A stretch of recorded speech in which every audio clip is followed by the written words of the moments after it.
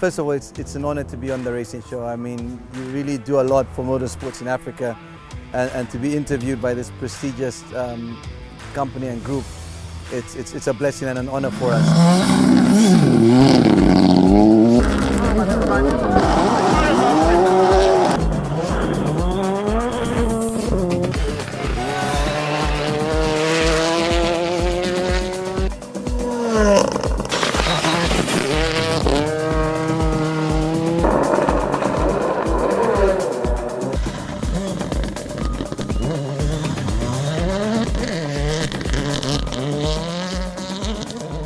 But yeah, it's been a journey, Michael. I started in Ivory Coast, driving in Evo 9, and by God's grace, you know, we were successful there. But it had its challenges. We had to manage that race as well, because we knew we had to finish. It was a must finish to set us up for a good season ahead. We had fuel challenges in the car. The car started running very low on fuel, but again, by God's grace, we got to the end and got to the remote refuel, and were able to finish that rally. And believe it or not, when we got back into the service, I think when they were now trying to load the car off when taking it back, when they took it back to Abidjan, the car refused to start because the fuel pump had burnt out. So again, it was just God's blessings. So it started very challenging, but we've had an amazing crew always behind us. Giuseppe was with us there, and they rebuilt that car to make sure it was safe. It was a good event. I know the issue on the fuel tank. Was the fuel tank, right? Yeah, fuel tank was small. Yeah, the fuel tank was small. And I remember when our crew, when he brought it up to them, they started to talk about it. And in the next morning when they said, "Oh, I don't think you guys are going to make it," I immediately got sick. Like I went pale and my stomach just had butterflies. Yeah. I said to myself, we cannot come all this way to come and lose the rally because of a fuel pump or fuel tank, you know? So I remember telling her, don't worry, I've got this, I'll drive. Yeah. And we never exceeded 5,500 RPM, and we kept on gradually dropping. I think when we finished that stage, we were running at about 3,000 RPM. We never exceeded that. But yeah, all the stages, and the high-speed stages, we took it very easy. We just built the speed up and never tried to give the power. But she did get sick, eh? I did. So when we did see the remote refuel and we got to it, I think I even cried. Yeah. Because at that moment I was like, we've made it, you know. God's got us through and we've made it. And so it was an awesome experience to win it.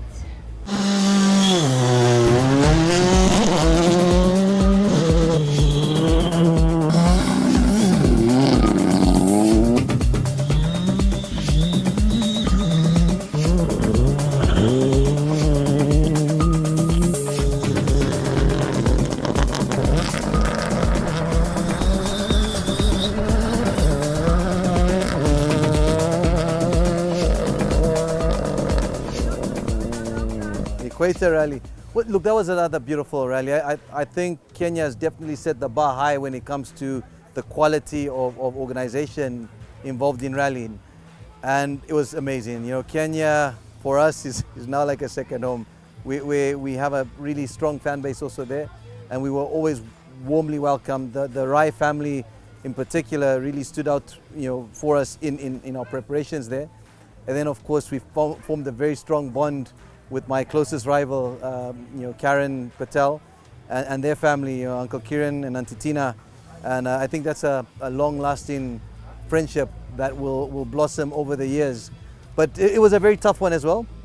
We got a flat tire because we ran a little bit low on our pressure and we debeated the tire. And we lost, I think, maybe about I think it was maybe 7 or 8 minutes. I think we changed the tire in 4 minutes, but the whole between slowing down and finding a spot to change, we lost like 7 to 8 minutes. So we were line 5th overall in that rally at the end of day 1. So into day 2, you know, again, God is faithful. We decided, look, we have to push. We've got nothing to lose. We have to get up there. So we started chasing and we chased hard. We ended up actually finishing 3rd overall by 12 seconds. So we closed about 3 minutes between the person who was 2nd and ourselves, but we were shy of 12 seconds. And that was Jeremiah, who is an upcoming talent. Guys, please watch Jeremiah. But yeah, we closed up on Jeremiah But it was, through a technicality, he had checked into a TC 1 minute early, and so we ended up getting gifted the second position because he had checked in 1 minute early.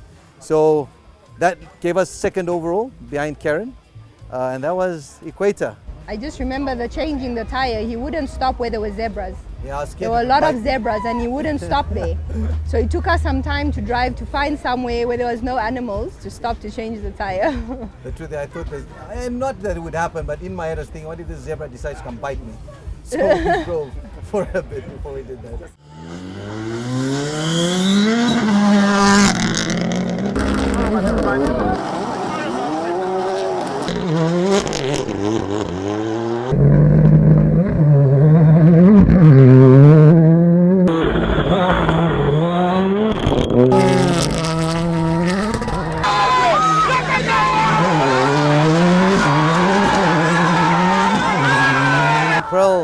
First of all, the fans in Uganda, amazing fans. I think probably one of the biggest motorsports fan base you have.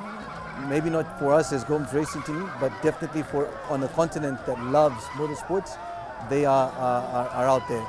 So it was an amazing, beautiful fast stages, and we went with this. We had been checking the weather forecast before we left, and we saw there was a lot of rain.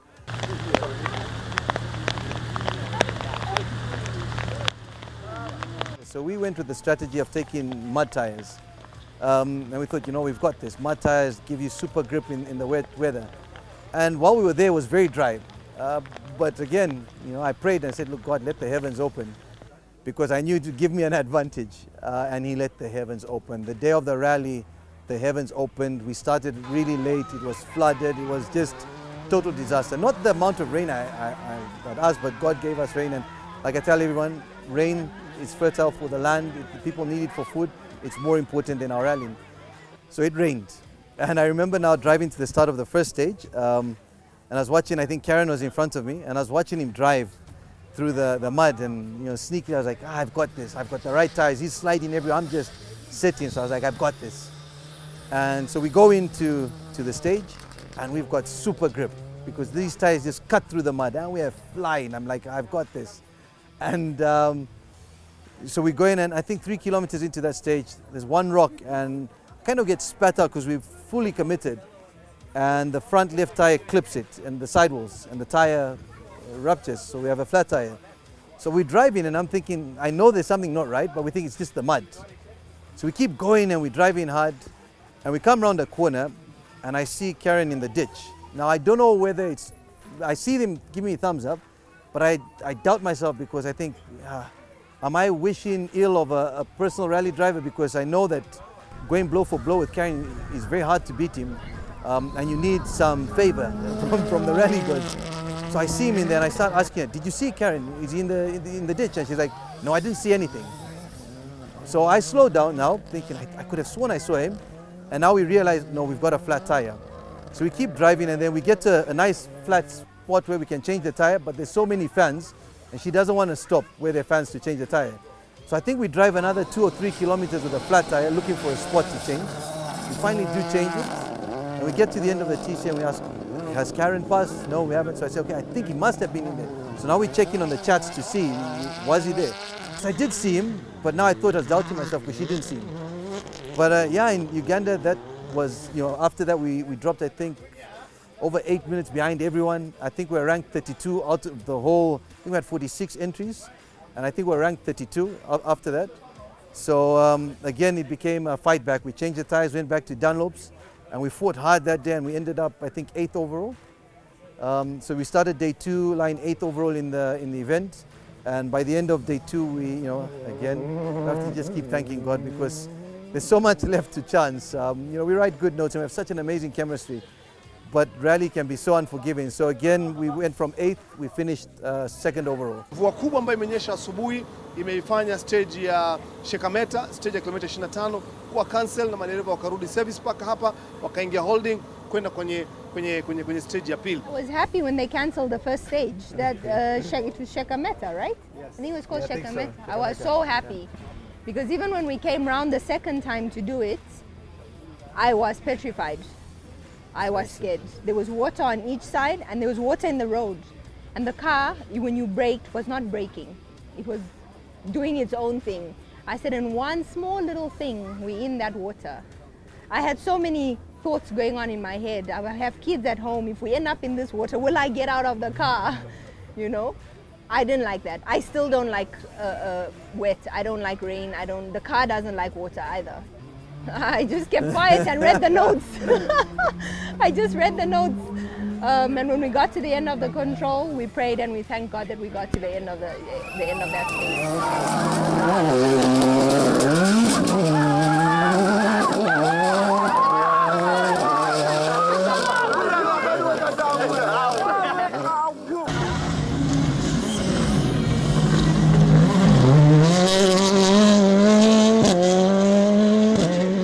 Every rally that we've done this season has had such magical and special moments, and the friendships that we've created has just been, I think that is key, and the cardinal thing to really enjoying it is you know, if you approach with an open mind, an open heart, you make lifelong friends, and that was what was the most amazing thing about, you know, the journey up until then and up until now as well.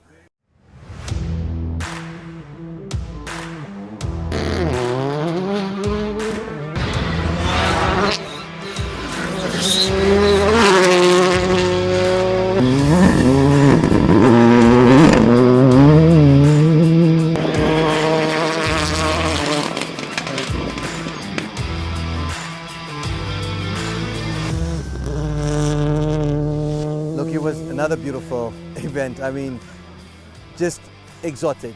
Mount Meru, beautiful mountain, and we, you know, in Arusha is just at the foot of Mount Meru. We didn't get to see Mount Kilimanjaro until we were flying out during the day. But another beautiful, beautiful country. I mean, Africa is a blessed continent with amazing beauty. It was a challenge. You know, we had just finished the safari rally, and we had picked up. We had put the car through a lot of strain. I mean, the fesh or the fine sand in the safari was something else. And when you watch those big monster cars go through and then you come following behind them, the damage they do just leaves total disaster for the guys behind. We you know, when rebuilding the car, then, you know, when we took out the intercooler and the turbo, there was so much sand and mud that went in, so we knew there was some engine damage. We just didn't know the extent. So when we did take on, you know, the fast roads of Arusha, it was a bit challenging. The first stage we knew, look, we have to push. We have to push as hard as we can because Jas is here, and Jas Mangar is an amazing driver, and you know, we just needed to keep maintaining that. If we don't win, be second, because like I said, I take my hat off for Karen. You know, you have to drive a bit crazy to keep up with him. So we went into that one, and when we got out to the first stage, we were coming to the stop control.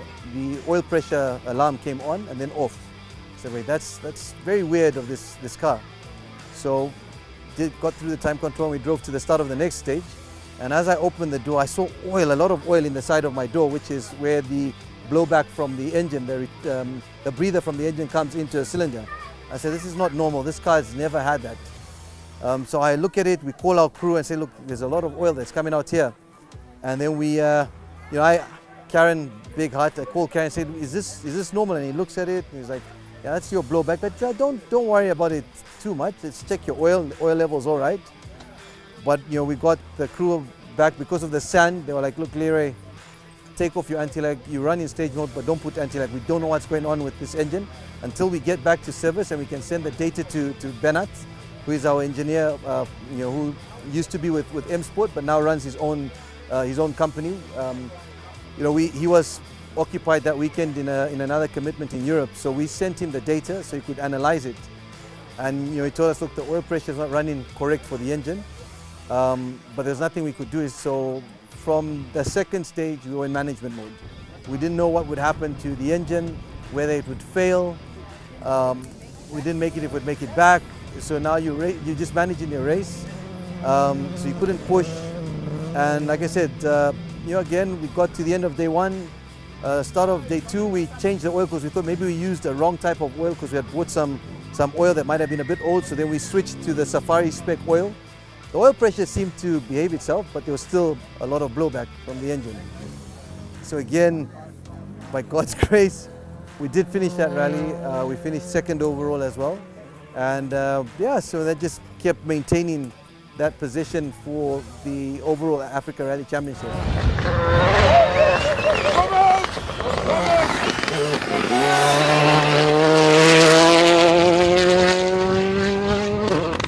When we started, it was to win. I mean, everyone goes into a competition wanting to win, not to come out second.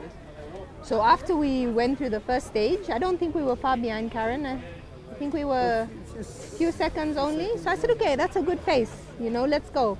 My driver always wakes up in the afternoons. He gets faster in the afternoon. I don't know if it's because we've repeated the stage, so he's now confident with the notes and he knows they're correct, or he just warms up, his body warms up. You know, so I was pretty sure we would get better as the day went on. And then in the second stage, when we had that issue, and you know, he said to me, "We're running without the anti-lag, let's go." We had to change our mindset and change our approach. So even when we came into service, and we looked before we went out, our lead mechanic Giuseppe looked at Leroy and said, "You don't go flat out. You know, back off, ease off. Take it easy, we don't know, just slowly. I think that just gave us a big wake up, say, guys, things are not okay, because normally he's very positive, and even if there's a small problem, he'll tell you, come on guys, max attack, you know, but he himself, you could see it on his face, he was worried. And so that obviously stemmed down to him, and he became quiet and extra cautious for everything. We were talking in the car as I'm reading the pace notes. I'm asking him, but why are you taking this corner so slowly? Like, come on. And he's like, I'm managing the race. We cannot go faster. You know. So we had our conversations in the car.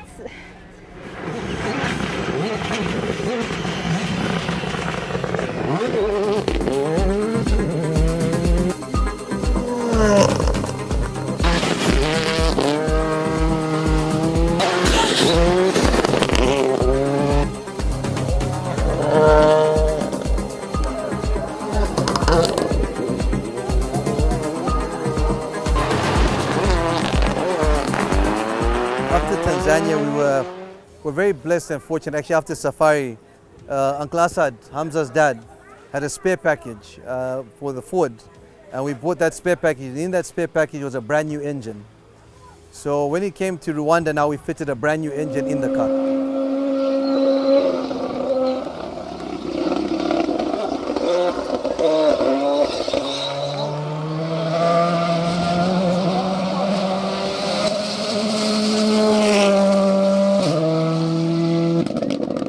So we knew reliability-wise, we've got a good engine. So when we came into Rwanda, the last two rallies I'd been running a long ratio gearbox, which I don't quite like. I prefer my short ratio gearbox. So I opted to use a short ratio gearbox in Rwanda and underestimated the amount of flat-out straights that we would have. So generally, in terms of the car, the crew, everything in Rwanda ran smooth and perfect. Our only shortcoming was that we chose the wrong gearbox. I think had we chosen a long ratio gearbox, Karen did have quite a few shortcomings and mishaps there, and he literally limped to get to the end. But he limped through quite a bit. I mean, he was pushing, but he had to also manage his race quite a bit, because his car kept on going into a limp mode every time he'd hit the limiter. But his limiter on his car is 186, my limiter is 174. So he had to just find that balance. But I mean, look, being the calculated also driver that he's become, and the phenomenal driver, he got to learn how to handle his car. So the time that he lost that we should have capitalized on, we failed to just by a gearbox choice. I think had we had gone with a long ratio gearbox, we would have capitalized better on his mishaps that he had. But again, second overall, still a very good result for the overall championship, because that left us with 21 points coming into the final event, which was in Zambia, because South Africa was cancelled.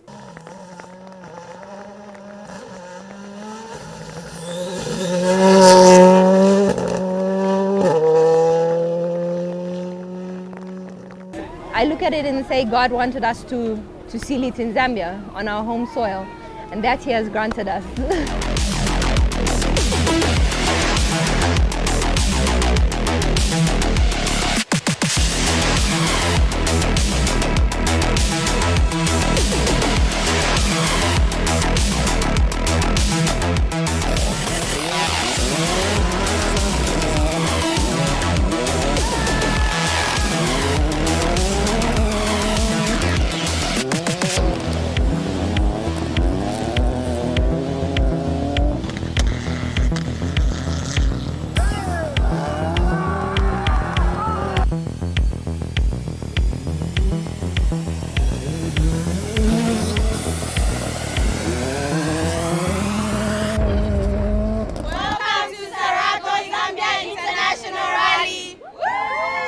Michael, when we came into this rally, points-wise, we needed to finish 8th.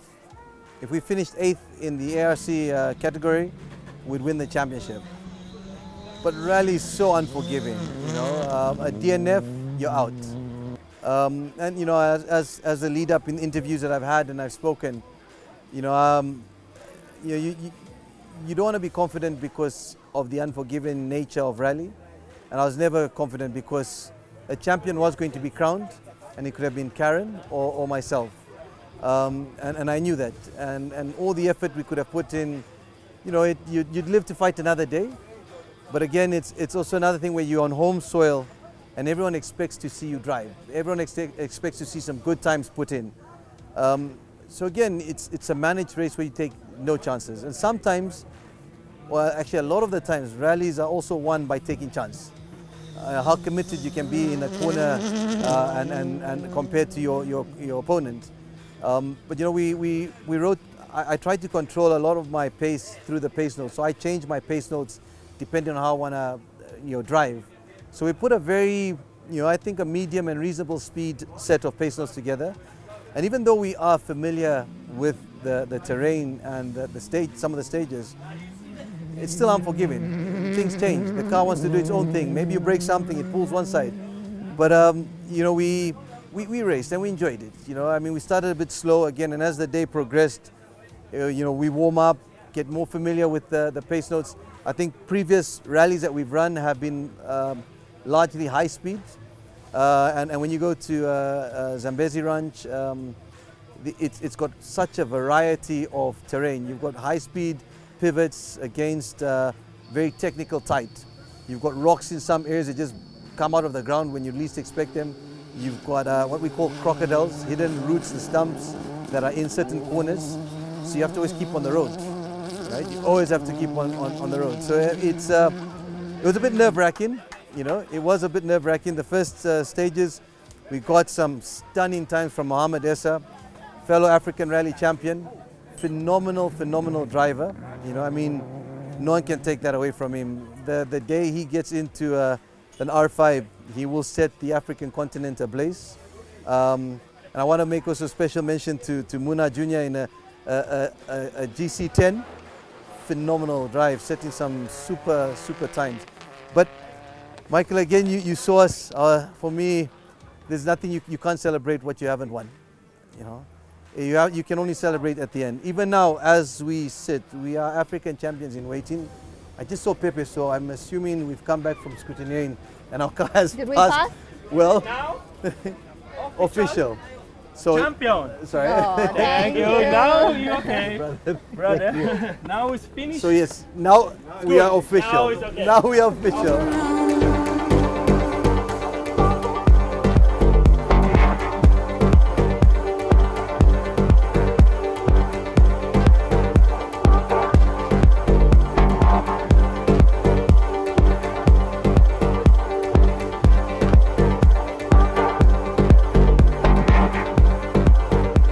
Long journey, Michael. My baby is only 1 year, 8 months, and I've practically left her at home for almost 2 weeks every month this whole year. It's taken a toll on me because obviously I miss them, and it's taken a toll on the kids because we see how they are when we come back home, you know, to the point of them sometimes even getting sick. They start to get sick when we're not home. And my mom will say, you guys need to come back now. You guys need to come back now because the kids are starting to get sick. They are missing you. And we see it because they become so clingy, and the events were so closely packed. We were literally home for maybe 2.5 weeks, and we'd be off to the next one, traveling for the next one, you know. It's been hard. It's been hard. It's been hard, even for business, work-wise. I mean, he's been out of the office almost 2 weeks every month, you know. But we are grateful that we have such a strong support structure around us, our parents, the workforce. I have my aunt also running my restaurant, you know. Amazing to have such a strong workforce behind us, such a strong family behind us. And without them, we would not have done this year. My wife is quite a feisty lady. She's very strong. She doesn't back down. But we've got a good chemistry where we respect each other. I mean, we know when to keep quiet with each other, when to give each other space to simmer and calm down. And if there's an issue, address it and then move forward. But I think, like I've said before, I wouldn't want to win this event with anyone else. To win it with my wife, I think means the world to me. It puts our names in the history books.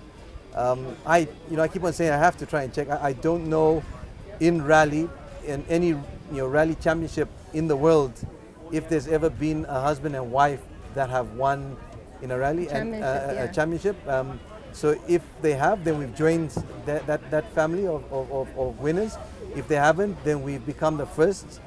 And I hope if we are the first, that it inspires other couples and other adrenaline enthusiasts to do it. I mean, it definitely has brought us so much closer. First of all, we would like to thank God. He is the center of our life, center of our relationship and our marriage, and the unity we have in the car.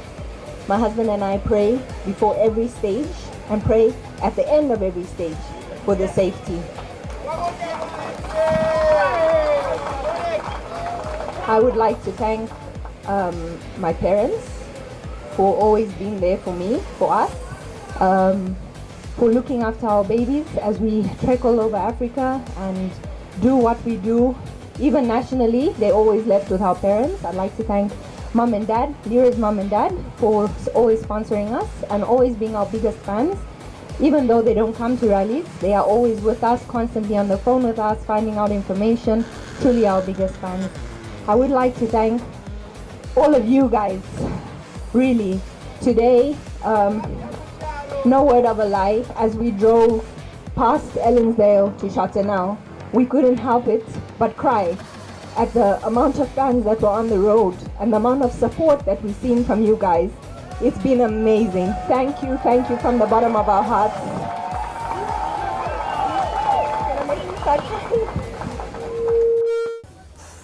Our crew, the most phenomenal crew. Our crew spans from Spain, Belgium, Italy, and Zambia, and Scotland. Look, without a crew like the crew we have, you can't do what we do. You cannot commit to the speeds that we commit, because our lives are in their hands, and they know that, and they take it very personal. And it's, to them, we're eternally grateful. You have given us this championship. You've allowed us to have this championship, and we are very, very grateful for that.